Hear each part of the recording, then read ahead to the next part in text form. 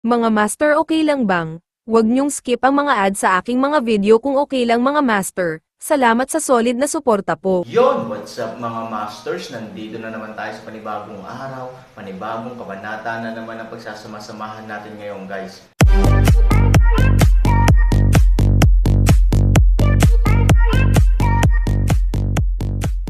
Bali mga masters, kung bago ka pa lang po sa aking YouTube channel, please click the subscribe button, lalong-lalo na po yung notification bell guys, para maging connected pa rin tayo sa isa't isa at maging updated kayo sa mga susunod ko pang video. Bali mga masters, bago natin umpisahan ng kwento ay mag-shoutout po muna tayo para sa mga solid nating tagapakinig. Shoutout kay Ika Pabilio. Shoutout kay Danilo Wamar. Yun na nga mga masters, no? Bali hindi na ito patagalin. In 3, 2, 1, let's go! Na may matinding kuryosidad, sinundan siya ni Kaosoy at lumakad papasok sa loob. Naglakad si Joyong sa harapan, pinamunuan ang isang grupo ng mga tao na labis na masaya at mapagmataas. Minsan ang mga bagay na ito ay ganito, kung itatapon mo dito, it really blends in with the geography and is completely useless. Gayunpaman, kung mayroon kang pagkakataon na dalhin ang mga tao dito upang bisitahin at makakuha ng mga tandang mula sa mga bibig ng ibang tao, at iba pa, kung gayon ang kahulugan ay ganap na naiiba. Sa ngayon, si Joyong at Kaosoy ay nasa parehong sitwasyon. Ang lihim na daanan ay napakalalim, ngunit napakaluwag din, kaya ang mga tao ay hindi nakakaramdam ng anumang kakulangan sa ginhawa o pang-aapi, tulad ng paglalakad sa isang palasyo, napaka-komportable. Matapos maglakad ng mga 5 o 6 na minuto, ang grupo ng mga tao ay naglakbay ng halos 1 o 2 milya, at saka lang huminto ang Joyong. Halos nakarating na kami sa paanan ng sikat na tindahan, sabay na rin kaming pumasok sa main room namin sa secret passage na ito. Habang siya ay huminto at tumingin sa paligid, si Kaosoy ay nabigla lang. Biglang naging napakalaki at maluwang ang daan sa harap mo, para kang nasa palasyo, kahit na ito ay hindi kasing ganda, ang laki at espasyo ay kahanga-hanga pa rin. Let me go. Kailan pa nagkaroon ng ganito kalaking lugar sa paanan ng bundok nitong tindahan? Sa alaala ni Kaosoy, siya ay maituturing na isang taong nakikitungo sa Mingmen sa loob ng maraming taon, ngunit sa pagkakaalam niya, tila walang ganoong kalaking lugar sa paanan ng bundok ng Mingmen na maaaring itayo, espasyo. Alam mo, ang pinakamalaking bundok sa paanan ng Mingmen Mountain ay kasing laki lamang ng ilang bahay, ngunit ang lawak ng pangunahing silid sa harap mo ay halos 50 beses na mas malaki. Ito ay simpleng hindi ka panipaniwala, at sa parehong oras, hindi mo maiwasang magtaka kung saan maaaring umiral ang ganoong lugar. Ngumiti ng mahina si Joyong at walang sinabi. Paano nangyari ito? Tanong ulit ni Kaosoy. Kahit na may mga bundok na katulad nito ang laki, ang texture ay hindi maaaring mamina ng mano-mano, kung hindi, ang malalaking bundok na iyon ay ginamit na ng mga sikat na tindahan noon pa man. Sa madaling salita, ang isang lugar na kung saan ang mga sikat na tindahan ay sumuko ay hindi maaaring maging isang lugar na maaaring samantalahin ng iba, dahil pagdating sa pera, ang mga sikat na tindahan ay halatang mas mayaman. Ito ang kapangyarihan ng mga senior craftsman. Marahan na ngumiti si Joyong, maaaring hindi mo napansin na nang makarating kami sa lahat ng paraan, ito ay talagang isang pababang dalasdis. Pababa, dahil napakaliit ng dalasdis, maaaring lockerin ito ng mga tao nang walang anumang abiso. Kung hindi sinabi ni Joyong, hindi talaga iisipin ni Kaosoy na pababa na siya. Gayunpaman, pagkatapos ng gayong paalala mula sa kanya, sa wakas ay naunawaan ni Kaosoy ang pangunahing dahilan kung bakit nagkaroon ng napakalaking sitwasyon dito. Hindi naman sa nakakita sila ng malaking bunker, pero napaka-ordinaryo lang ng bunker na nahanap nila, dahil lang sa napakaraming lugar na nasa ilalim ng lupa.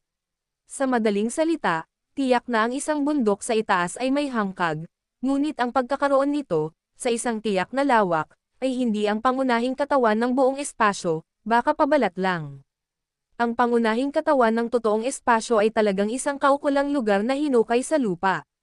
Matapos itong pag-isipan, biglang naliwanagan si Kaosoy. Nakakamangha talaga, hindi napigilan ni Kaosoy na mapabuntong hininga. Hindi niya akalain na may gagamit talaga ng ganitong paraan para gumawa ng ganoong espasyo.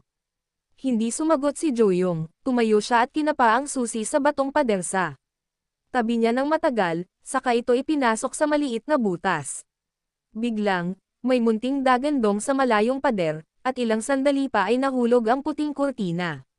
Nang hindi na hinintay na mag-react si Kaosoy, biglang lumiwanag ang puting kurtina, at nang magsama-sama ang lahat ng ilaw, isang kakaibang phenomenon ang lumitaw. Ito, di ba ito yung lugar kung saan tayo nag-uusap kanina? Oo, nasa labas lang, ngumiti si Jo-young. Noon, takot akong magtago sa loob at hindi ko alam kung ano ang nangyayari sa labas, ni hindi ko alam kung kailan lalabas, so, may special agency dito para i-report ang sitwasyon sa labas, nakakapagtaka diba? Panipi, medyo, don't worry, kung ito lang, I'd be looking down on you if I told you it's a divine object, tumingin ka lang at wag kang kumurap. Matapos ang kanyang mga salita, muling pinahihit ni Jo-young ang susi. Sa puting tela, ang mga light spot ay nagsimulang lumabo, ngunit hindi nagtagal ay nagsimula silang magtipon muli, at sa wakas ay bumuo ng isang bagong eksena. Ito, sikat ba itong tindahan? Sa oras na ito, hindi makaupo si Kaosoy. Anong uri ng pag-iral ang isang sikat na tindahan?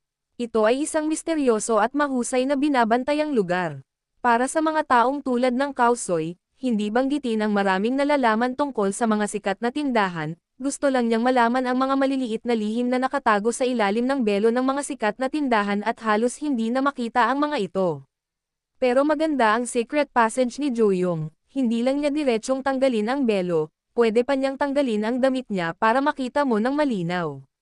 Oo, isa itong sikat na tindahan, hindi kalabisan na sabihing walang iba kundi ang pamilya ko sa Joe na makapagpapakita ng sitwasyon ng isang sikat na tindahan na tulad nito. Si Tatay Joe ay nasa negosyo at handang magbayad ng malaking halaga para sa negosyo sa mga sikat na tindahan, ngunit si Tatay Joe ay hindi rin tanga.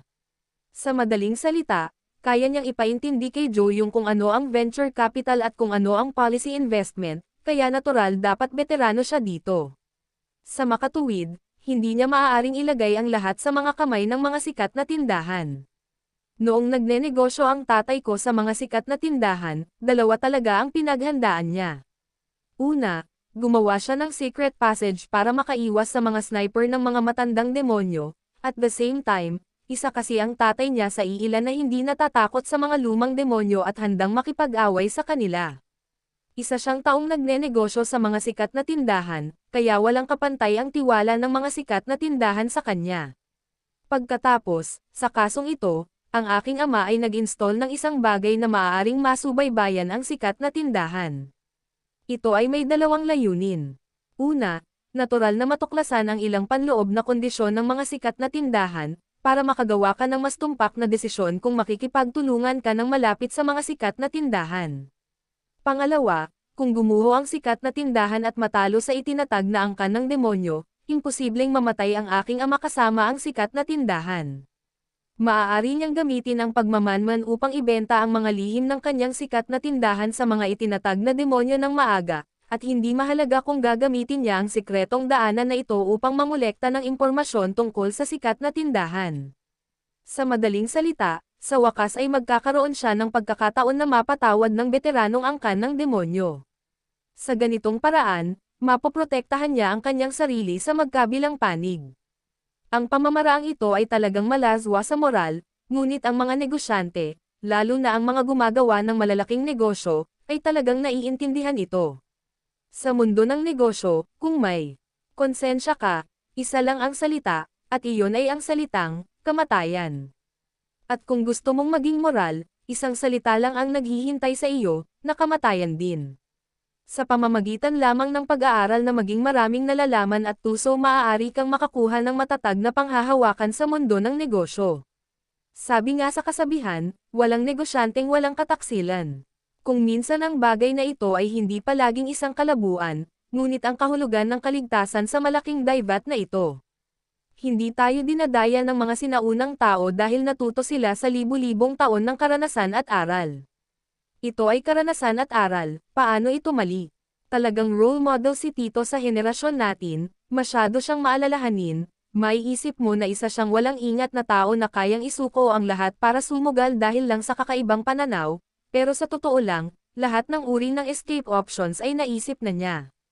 Kahit na mabaygo ang puhunan sa lihim na landas na ito, hindi lahat ay nawala, At least ito ay maaaring ibigay sa mga natatag na puwersa ng demonyo, sa ganitong paraan, maaari kang makakuha ng ilang kredito. Upang patatagin ang kanilang sariling kapangyarihan, hindi talaga papanagutin ng matandang angkan ng demonyo ang mga mangangalakal kung paano nila pinakilos ang mga tropa. Gayunpaman, ang operasyon ng aking tiyuhin ay hindi lamang ganap na maalis ang panganib na ito, ngunit madali ring makakuha ng isang mataas na posisyon sa matandang angkan ng demonyo at gumamit ng mga matalinong pandaraya. Ngumiti ng mahina si Jo Young at sinabing, ang pinakamahalagang bagay ay ang makapagbibigay ito sa atin ng kaganhawahan ngayon. Ang kasaysayan ay palaging naulit. Noon, ang aking ama ay gumawa ng mga pagpipilian at nakipag-usap sa mga sikat na tindahan at nagtatag ng mga puwersa ng demonyo. Ngayon kayong dalawa ay gumawa ng mga pagpipilian at pakikitungo muli sa Mingmen at Han Sanchen. Oo. Huling beses na ang mga alon sa likod ng ilog Yangtze ang nagtulak ng mga alon sa unahan, at sinamantala ito ng mga sikat na tindahan. Sa makatuwid, ang pamilya Zhou ay umunlad mula noon, at wala silang mga alalahanin tungkol sa kayamanan. I wonder kung magpapatuloy ang kasaysayan. Sa pagkakataong ito, isang bagong hari, si Han Sanchen, ang uupo sa trono. Sabi ni Cao Sui, kung makakaakyat siya sa trono, hindi lang gugustuhin ng pamilyang Zhou na yumaman sa pagkakataong ito, kundi. Speaking of this, malamig na ngumiti si Zhou Yonggan. Ito ay patayo at paalang, sabi ni Cao. Sa buong panahon, ang mga maharlikang pamilyang ito ay sumuporta sa bagong hari o lihim na sumuporta sa bagong hari. Sa sandaling ang bagong hari ay umakyat sa trono, lahat sila ay makakakuha ng malaking benepisyo mula dito. Ngunit ang mga taong ito ay kadalasang alam din ang sukat, kaya karamihan sa kanila ay gustong mangibabaw o manirahan sa isang tiyak na lugar, ayaw nilang maging hari, ngunit ginagamit din nila ang teritoryo upang patuloy na mapaunlad ang kanilang sariling pamilya. At patatagin ang nabuo, sa ganitong paraan, kahit na ang bagong hari ay bumagsak, maaari silang pumili ng iba, kaya't muling pumasok sa isang landas sa pagtaya. Ang bentahe nito ay ang kanilang pamilya ay maaaring maging immortal sa daan-daan, kahit libu-libong taon. Gayunpaman, ang sikat na tindahan ay tila kalmado sa sandaling ito. Tiningnan ni Cao Sui ang larawan sa puting tela at hindi maiwasang magtaka. Umiling si Jo Young, minsan ang pinakatahimik na oras ay ang pinakamahirap na oras. Hindi ba ganyan ang nakakatakot na dagat? Ito ay mukhang kalmado sa ibabaw, ngunit sa katunayan ang undercurrent sa ilalim ay maaaring lumunin ang buong mundo. To be honest, tahimik talaga ang sikat na tindahan ngayon. Logically speaking, although pinaalis na nila kami at tinapos na ang buong celebration, hindi naman kailangan masyadong tahimik. Baka bumalik sa bahay ang manager para magbilang ng pera, kaya dapat linisin din ng mga katulong ito ang battlefield, di ba? Pero tingnan mo, wala naman dito. Kung tutusin sa eksena sa tela, bagamat isang sulok lang ng sikat na tindahan ang nakita mo, makikita mo talaga sa sulok na ito na walang tao sa lugar na ito. Tsaka marami ng basura sa lupa na kailangang itapon. Pero, walang tao. Mukhang nagdulot talaga ng kaguluhan si Han Sanchen sa kanila sa ilalim ng lupa. Sa kasalukuyan, ang mga sikat na tindahan ay maaaring tumutuon sa kung paano itatago ang Han Sanchen, sabi ni Cao Sui. Tumango si Jo Young, sana makalabas dito si Han Sanchen. Not to mention na natalo niya ang sikat na store, just the fact that he walked out of it alive ay sapat na para mas maging dominante ang dati niyang sikat na pangalan. Kung tutusin, kung papasok ka sa lungga ng tigre, at tigre ito sa mga tigre tulad ng isang sikat na tindahan, napakalaking tagumpay na kung makakalabas ka ng buhay. Tumaya sila sa Han Sanchen, natural, kapag tumaas ang halaga ng Han Sanchen, nangangahulugan din ito na nagsimulang lumaki ang kanilang puhunan. Ito ay parang anghel investment kapag gumagawa ng venture capital. Gumamit ka ng malaking halaga para makabili ng kumpanyang may mga ideya at pagkamalikhain ngunit walang pundasyon, o namumuhunan dito. Kapag natalo ka, natural na mas malugi ka, pero kung kaya mong kumita, halatang kikita ka pa. Ang pinagkaiba nga lang, sa politika nag-i-invest ka sa tao, pero sa negosyo nag-i-invest ka sa products. Take your time. This matter is probably not as simple as it seems. I guess the results will come out in a short while. There are several secret rooms nearly that store things. Nang makita ang pagkabigla sa mukha ni Cao Sui, si Jo Young ay ngumiti ng walang magawa, huwag kang mag-alala, bagamat hindi pa ako nakapunta sa lugar na ito at ang aking ama ay namatay ng maraming taon, hindi ito nangangahulugan na ito ay ganap na inabandona. Nag-aalala ang tatay ko na baka masira ang pamilya ng anak ko, kaya bago siya mamatay, gumastos siya ng malaking halaga para magtayo ng maliit na asosasyon. Regular na pumupunta rito ang mga taga-asosasyong ito every 6 months para mag-maintain, at the same time, bibigyan din nila ng pera ang lugar na ito, pinapalitan ang pagkain sa storage room, kaya, huwag kang mag-alala, hindi ka namin hahayaang kumain ng mga bagay na hindi mawawalan ng bisa ng dekada. Pagkarinig nito, sa wakas ay napakita sa mukha ni Kausoy ang kagalakan. However, I have some wine that hasn't replaced in decades, are you interested? Tumanggo si Kausoy na parang nagbubuhos ng bawang, magiging masama ang ibang bagay pagkatapos itabi ng ilang dekada, pero alak, hehe, habang tumatagal, mas mabuti. Nang matapos siyang magsalita ay tumayo na si Jo-young at pumunta sa isa pang special room para kumuha ng alak. Ang pinto ng silid ay matatagpuan sa dingding nitong bakanteng lugar, kung ang isang taong nakakaalam ng mekanismo dito ay hindi alam kung paano kumatok sa kung aling ladrilyo ang mag-trigger ng pinto sa dingding upang automatikong bumukas, natatakot ako na walang makapansin ito, marami ding maliliit na kwarto dito. Maya-maya, lumabas si Jo-young na may hawak na 2 garapon ng alak. 2 garapon ng alak, pwede ba nating tapusin? Nakangiting sabi ni Kausoy. Inom tayo dito sa banga, yung garapon naman sa kanang kamay ko, hehe, hindi ako makakainom nun. Anong ibig mong sabihin? Natigilan si Kausoy, pagtingin sa iyo ng ganito, halatang masarap ang alak sa kanan. Etong alak, hintayin mo na lumabas si Han Sanchen, sabay tayo uminom, marami itong history. Yun na nga mga masters, no? Bali panibagong kabanata na naman yung natapos natin ngayong gabi. Muli, maraming salamat po talaga sa walang sawang suporta po sa aking YouTube channel na talagang inaabangan nyo po ang bawat upload ko po. Bali mga masters, magkita-kita ulit po tayo bukas ng gabi at ngayon po ay magpapaalam po muna tayo. Bali mga masters, bye-bye!